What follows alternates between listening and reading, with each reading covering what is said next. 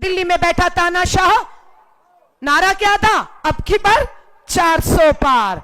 अरे बहुमत के लाले पड़ गए, आपको बहुमत तक नहीं मिला। बैसाखियों पे सरकार चल रही है आपकी दिल्ली में।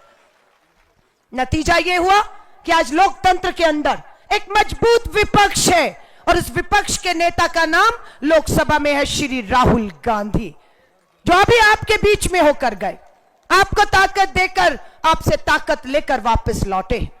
मैं सिर्फ आपसे यह कहूंगी, हमारा आपसे वायदा है, हमारा आपसे वायदा है। कांग्रेस के राष्ट्रीय अध्यक्ष मल्लिकार्जुन खड़गे साहब, केसी वेणुगोपाल जी आपके बीच में पहुंचेंगे।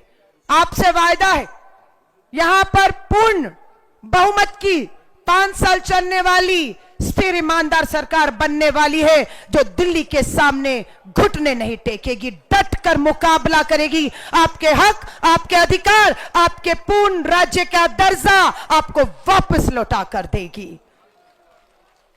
अब ज्यादा नहीं, सिर्फ 8 अक्टूबर इंतजार करिए, मात्र 8 अक्टूबर।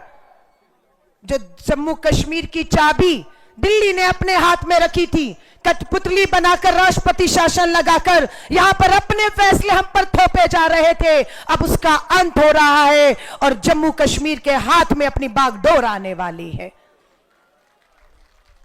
हमारी हिमाचल में सरकार है, हमारी कर्नाटक में सरकार है, हमारी तेलंगाना में सरकार है। हमारी हर गरीब परिवार की बहन को 2500 रुपया हर महीने की पहली तारीख को दिया जाता है। यहां पर भी बहनों ने मांग की कि महंगाई और बेरोजगारी है, कुछ आर्थिक मदद होनी चाहिए।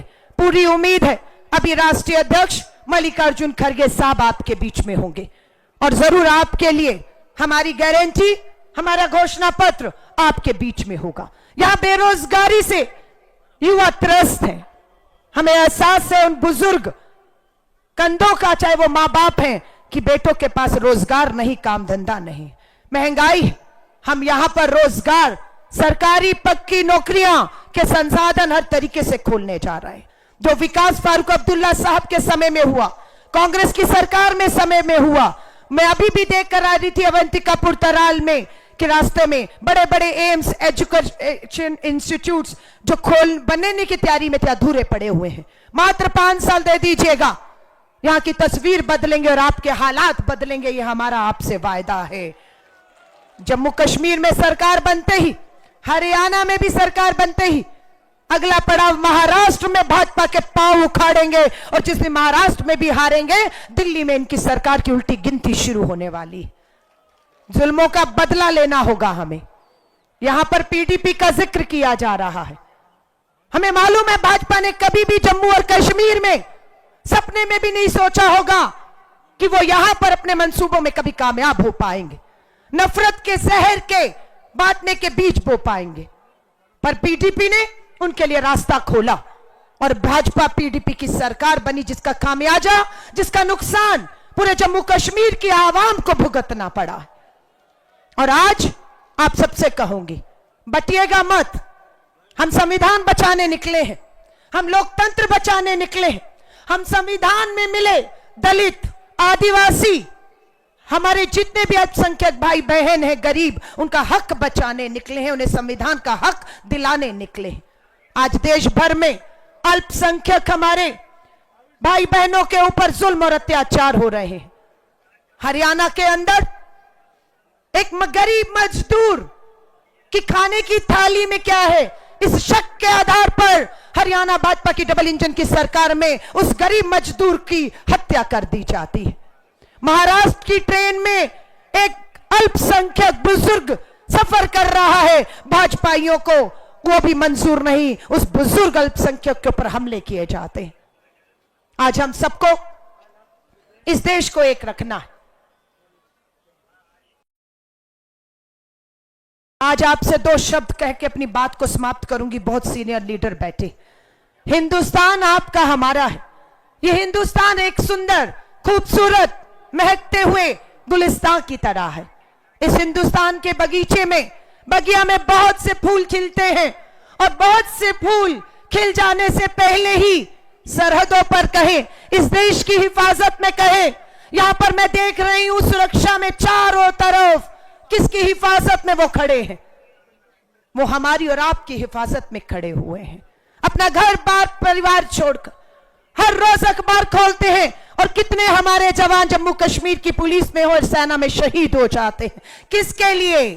वो सरहद में खड़ा हुआ सेना की वर्दी में, पुलिस की वर्दी में, अपना धर्म अपनी जाति नहीं, सिर्फ सरहद पे आपकी हमारी इस देश की हिफाजत के लिए खड़ा होता है।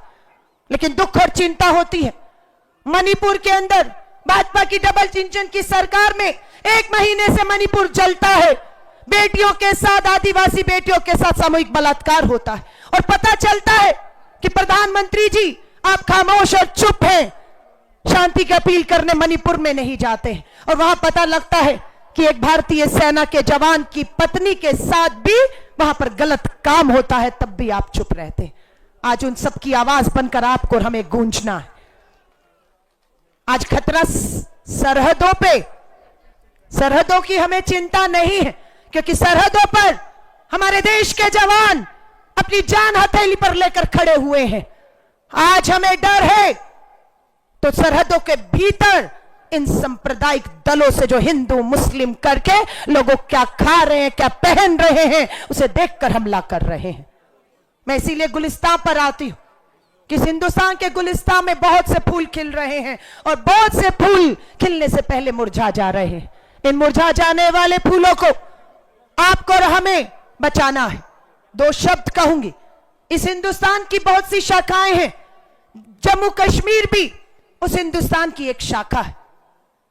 आज दिल्ली की शाखा पर कब्जा है एक तानाशाह का, कमजोर हो रहा है वो तानाशाह। लेकिन शब्द कहूंगी, किसके लिए किस शब्द का इस्तेमाल कर रही हूं।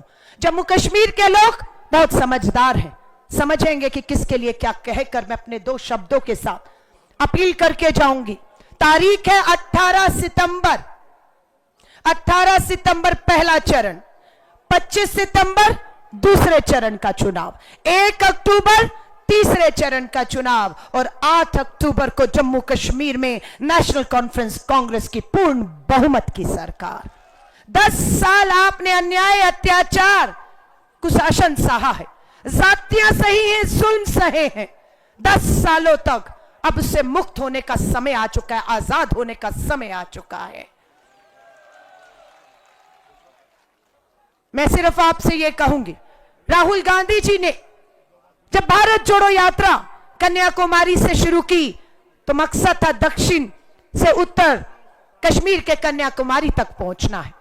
4000 किलोमीटर की भारत जोड़ो यात्रा जब जम्मू में प्रवेश करी, उसमें फारूक अब्दुल्ला साहब उस यात्रा का स्वागत करने के लिए, उसमें शामिल होने के लिए वहां पर हुए। जब वो यात्रा कश्मीर में पहुंचती है, उमर अब्दुल्ला साहब और सब मिलकर उस यात्रा का स्वागत करते हैं। आज वो ताकत श्री राहुल गांधी जी को, कांग्रेस को आपसे मिली और उसका नतीजा क्या हुआ?